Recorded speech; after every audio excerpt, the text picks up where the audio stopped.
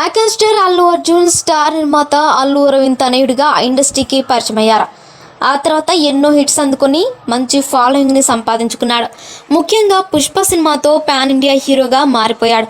ఈ సినిమా భారీ విజయం అందుకోవడంతో పాటు ప్రపంచవ్యాప్తంగా అల్లు అర్జున్కు మరింత ఫ్యాన్స్ ఫాలోయింగ్ను పెంచింది.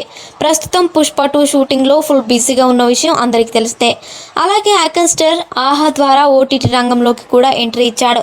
తెలుగు సినిమాలు, వెబ్ సిరీస్లు అందిస్తూ ప్రేక్షకులను అలరిస్తూనే చేతి నిండా డబ్బు సంపాదిస్తున్నారు.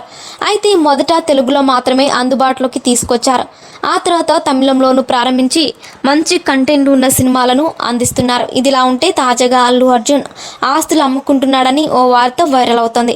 అధిక ధరల కారణంగా ఓటీటీ ప్లాట్ఫామ్ లాభాలు అందుకోవడం తగ్గిపోయిందట.